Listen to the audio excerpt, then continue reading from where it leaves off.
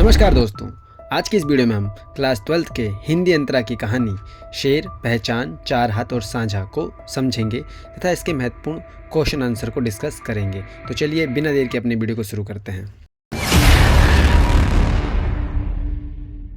ये जो लघु कथा है शेर, ये ना एक व्यंग्यात्मक और प्रतीकात्मक लघु कथा है। शेर जो है वो व्यवस्था का प्रतीक है और जंगल के जानवर जनता का प्रतीक है। ठीक है, प्रतीक के रूप में हुआ है और इसमें व्यंग किया गया है, इसलिए व्यंग्यात्मक है और प्रतीकात्मक है। ठीक है, और होता क्या है, शेर के पेट में जंगल के सभी जानवर किसी न किसी लालच में एक एक करके जाते हैं। उनको किसी न किसी प्रकार का लालच दिया जाता है और वो एक एक करके शेर के मुंह में चले जाते हैं। फिर क्या होता है इस कहानी में समझेंगे। तो देखो, सबसे पहले ना इंसान जो है वो सत्ता के जाल से बचने के लिए जंगल में जाता है। यानी जो लेखक है वो सत्ता के जाल से बचने के लिए जंगल में जाता है, लेकिन वहाँ पर भी वो सत्ता का प्रतीक शेर, यानी जो शेर है वो बैठा हुआ है जिसको सत्ता का प्रतीक बताया गया है। सभी जो जानवर होते हैं वो किसी न किसी लालच में शेर के मुंह में एक एक करके जाते रहते हैं। सबसे पहले आता है गधा। गधे को यह लालच दिया जाता है कि शेर के मुंह में घास का मैदान है। बोला जाता है कि शेर के मुंह में चले जाओ, वहाँ घास का मैदान है, और वो चला भी जाता है शेर के मुंह में। फिर क्या, फिर एक एक करके बाकी जानवर आते हैं। अब बारी आती है लोमड़ी की।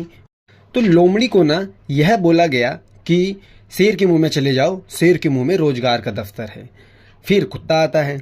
कुत्ते को यह कहा गया कि शेर के मुंह में चले जाना ही एकमात्र रास्ता है मुक्ति का, कि अगर तुम्हें मुक्ति चाहिए तो शेर के मुंह में चले जाओ। तो ऐसे ऐसे करके लोमड़ी भी और उसके बाद जो कुत्ता होता है वो भी शेर के मुंह में चले जाते हैं। सारे जानवर एक एक करके शेर के मुंह में जाते हैं। जैसे लोमड़ी को क्या यह लालच दिया गया कि शेर के मुंह में रोजगार का दफ्तर है, और ये क्वेश्चन में भी पूछता है। ठीक है, और कुत्ते को यह बोला गया है कि अगर तुम्हें मुक्ति पाना है तो ये एकमात्र रास्ता है, और वो कुत्ता भी जो होता है वो चला जाता है। फिर क्या होता है, प्रमाण से अधिक महत्वपूर्ण है विश्वास। अब लेखक की बारी आती है। लेखक को जब बोला जाता है कि शेर के मुंह में चले जाओ, तो लेखक बोलता है, सबूत मांगता है लेखक बोलता है शेर के मुंह में सच में रोजगार का दफ्तर है। उसको भी लालच दिया जाता है कि शेर के मुंह में रोजगार का दफ्तर है, तो वो सबूत मांगता है कि सही में उसके मुंह में रोजगार का दफ्तर है। मैं तब तक नहीं मानूंगा जब तक मुझे प्रमाण यानी सबूत नहीं दिए जाएंगे, क्योंकि फिर शेर जो लेखक होता है, लेखक को कहा जाता है प्रमाण से अधिक महत्वपूर्ण होता है विश्वास। विश्वास पे हर चीज़ टिकी होती है। तुम एक बार विश्वास करो और मेरे मुंह में आ जाओ, यहाँ पे सही में रोजगार का दफ्तर है। लेकिन जो लेखक होता है वो समझदार होता है। वो शेर की बात को नहीं मानता है, बोलता है जब तक मुझे कोई सबूत नहीं मिलेगा मैं नहीं जाऊंगा, और वो उसके मुंह में नहीं जाता है। अब हम समझते हैं इस व्यंग को कि क्या शेर का मुंह और लेखक क्या कहना चाहता है। देखो, शेर के मुंह में और रोजगार के दफ्तर के बीच क्या अंतर है। जो शेर का मुंह है वो एक छलावा है, वहाँ जाने से धोखा मिलता है। शेर के मुंह में लोग मरने के लिए जाते हैं, जबकि दफ्तर में लोग नौकरी करने के लिए जाते हैं। तो यहाँ पे व्यंग्यात्मक और प्रतीकात्मक रूप लिया गया है कहानी को समझाने के लिए।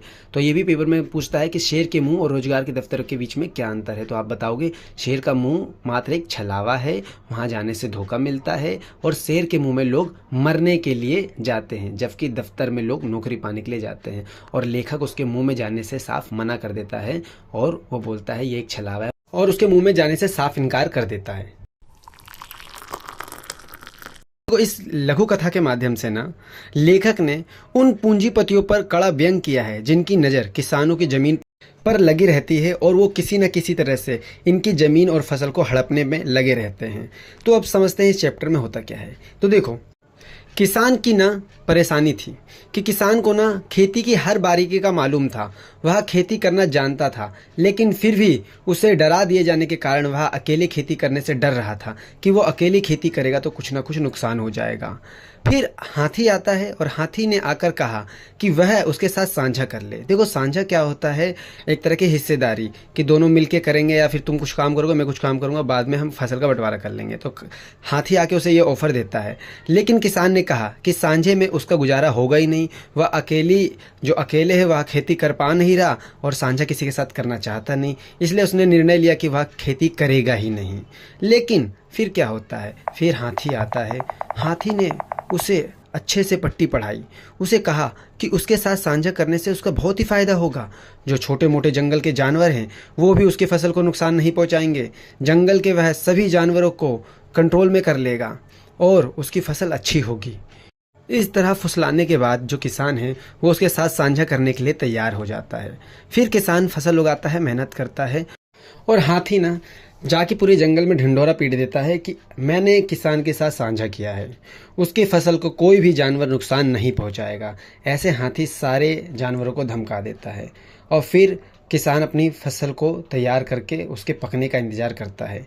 जब फसल जो है वो पक जाती है तब वो क्या करता है, हाथी आता है और फिर बोलता है चलो अब फसल को आधा आधा बांट लिया जाए। तो फिर जाके किसान आधा आधा बांटने की बात कहता है तो हाथी कहता है अरे भाई, अपने पराये की बात ना करो, हम दोनों ने मिलकर मेहनत करी है, हम दोनों इस फसल के मालिक हैं। ऐसा सुनते ही जो किसान है वो चौंक जाता है। इसमें हाथी की साजिश थी।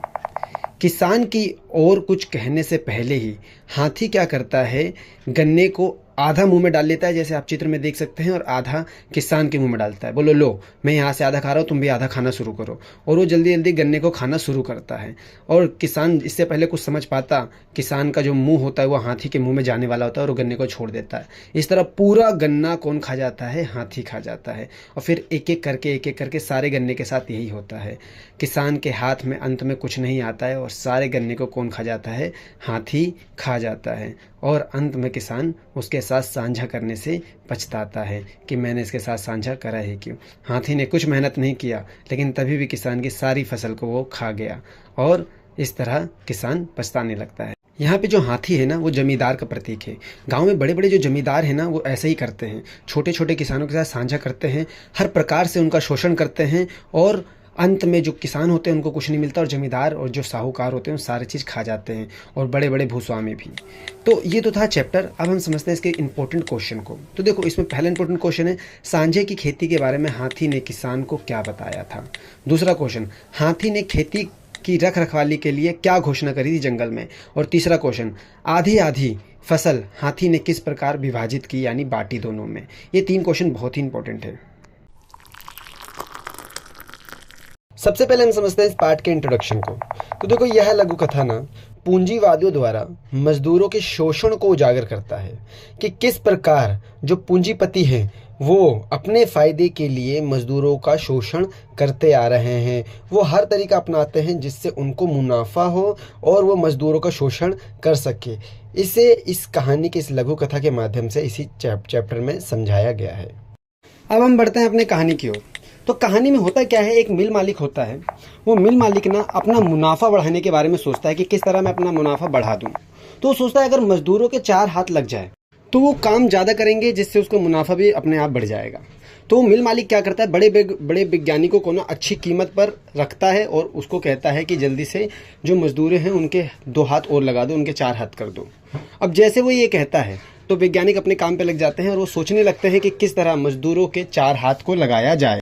वैज्ञानिकों के कई प्रयत्न करने के बाद भी जब वैज्ञानिक ऐसा काम करने में असफल हो गए तो मिल मालिक ने खुद ऐसा काम करने की सोचा और मिल मालिक ने कटे हुए मजदूरों के हाथ फिर से लगाने की कोशिश करी। उसने कई बार किया, उसने खुद ही ऑपरेशन करना शुरू किया, जिसके कारण जो मजदूर के 2 हाथ थे वो भी क्या हो गए, कट गए। और फिर वो 2 हाथ भी उसने लगाने की कोशिश किया, लेकिन कई मजदूरों की इसमें जान चली गई, कई मजदूर मर गए, लेकिन उनके 4 हाथ नहीं लग पाए। और फिर जो मिल मालिक था वो परेशान हो गया। मजदूरों की मृत्यु के बाद भी उसको अपने मुनाफे की ही सूझ रही है। वो अभी भी यही सोच रहा है कि कैसे अपने मुनाफे को बढ़ाया जाए, और वो अपने मुनाफे को बढ़ाने के नए नए तरीके खोज रहा है।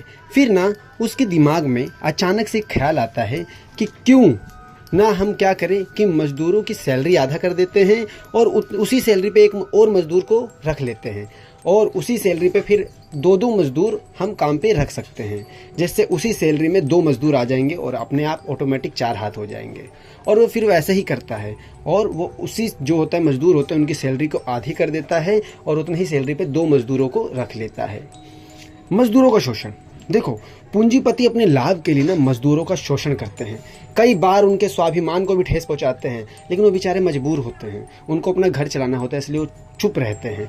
वे उनका खूब फायदा उठाते हैं, वे उसका विरोध भी नहीं कर पाते। वो आधी सैलरी पर भी काम करने के लिए तैयार हो जाते हैं, क्योंकि उनको अपना घर चलाना होता है, अपना पेट पालना होता है। तो इस 4 हाथ कहानी के जरिए जो लेखक है वो यही बताना चाहता है कि किस प्रकार जो पूंजीपति होते हैं वो ज़्यादा से ज़्यादा मज़दूरों का शोषण करते हैं और अपने फ़ायदे के लिए उनको हर तरह से प्रताड़ित करते हैं। और मज़दूर बेचारा क्या करता है, कुछ नहीं करता, चुपचाप इस चीज़ को सहता जाता है और उसका शोषण होता जाता है। तो दोस्तों, वीडियो आज के यहीं पे समाप्त होती है। अगर आपको ये वीडियो पसंद आए तो वीडियो को लाइक करें, हमारे चैनल को सब्सक्राइब करना ना भूलें और अपने दोस्तों के साथ इसको शेयर जरूर करें। मिलते हैं आपसे नेक्स्ट वीडियो में।